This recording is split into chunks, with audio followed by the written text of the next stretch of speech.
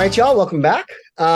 So today we're going to talk about bringing your best self to work.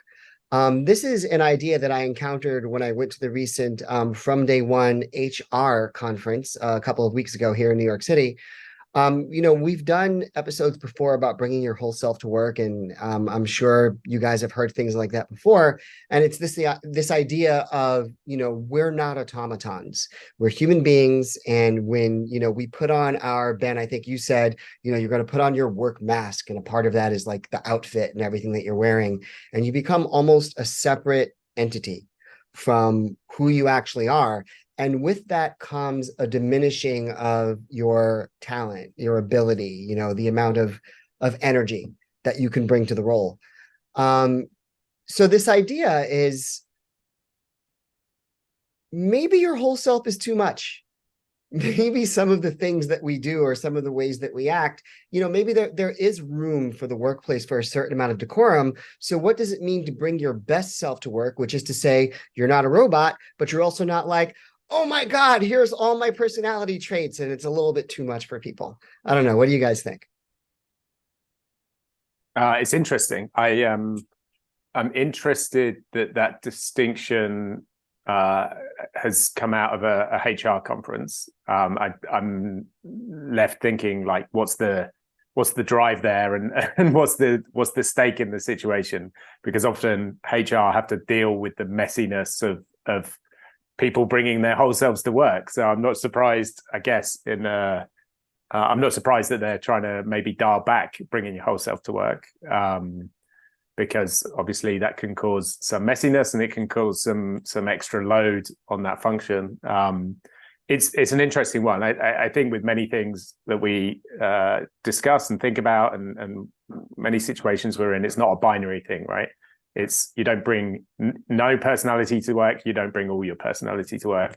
And all we're really trying to do is find a place on that continuum that is sensible for our culture. So some places you might bring more personality to work, and in other situations you might bring less. I think that requires a degree of judgment on individuals' part.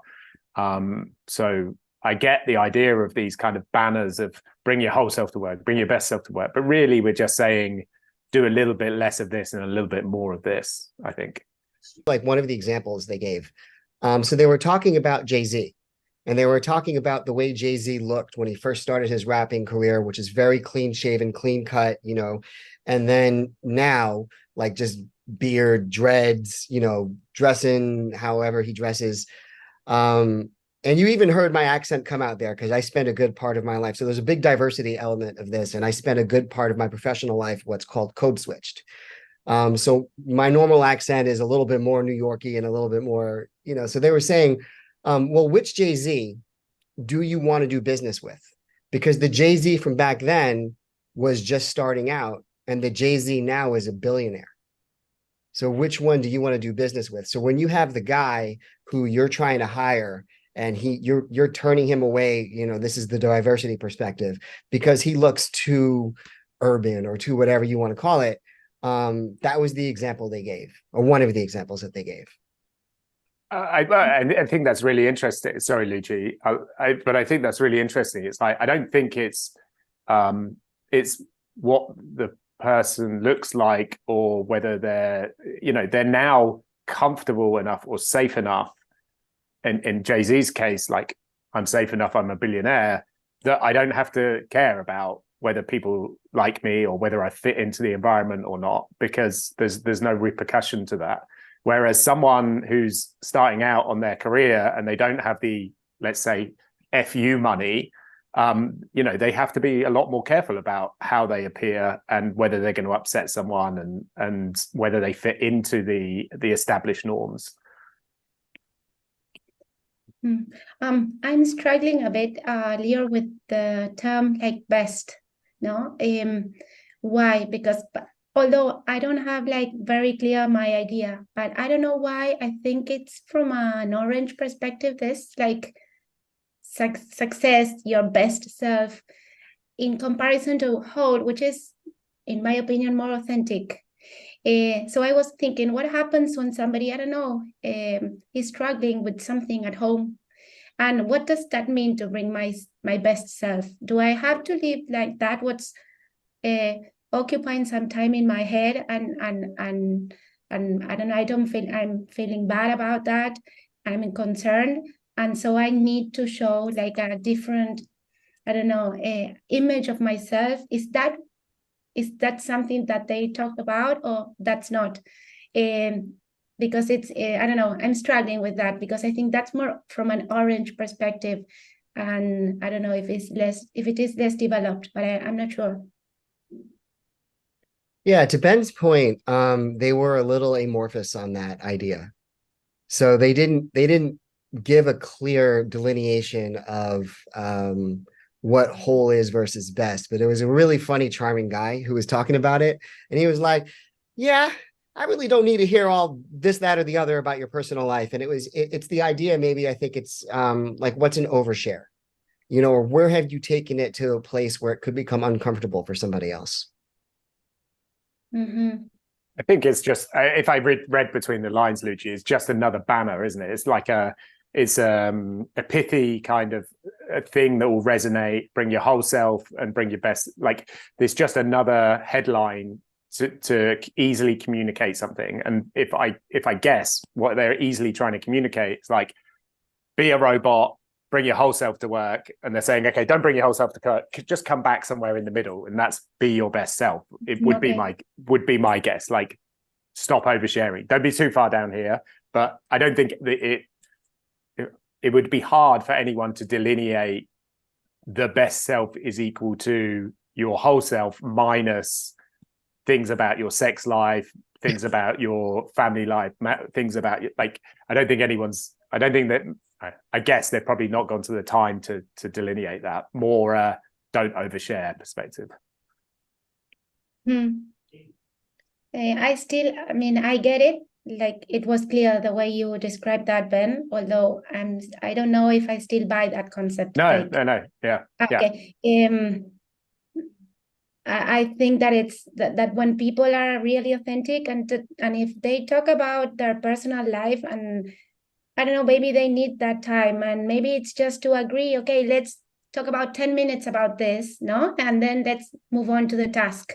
Like if there's kind of organization or like an agreement, then I think both things can be integrated. Because in the other way, I think that many people may feel like, I don't know, that they need to show something that it's not real or authentic at that moment. And maybe that would, in the end, impact the way they would perform. Sometimes when I need to talk about this, like only 5 minutes, and then, okay, no, that's more easy. So I'm struggling. I'm still trying. Yeah, I mean, I don't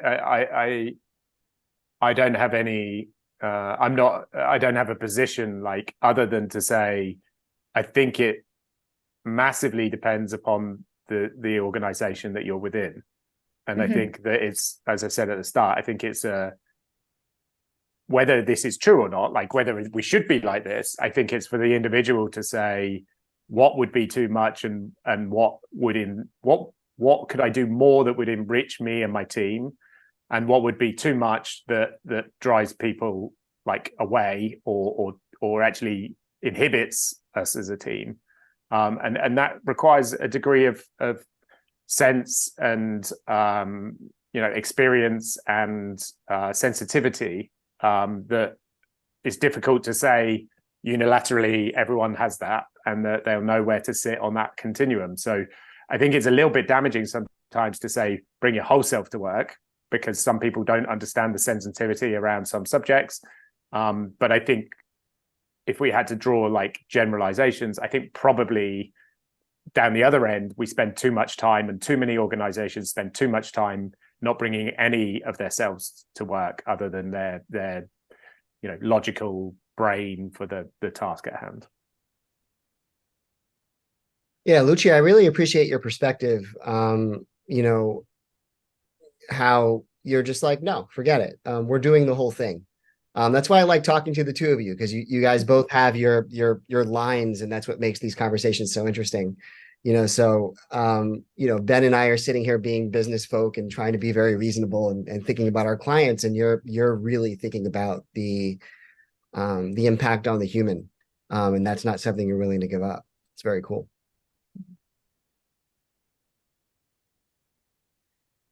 All right, any final thoughts or any last tips for our listeners in terms of bringing your best self to work versus bringing your whole self to work?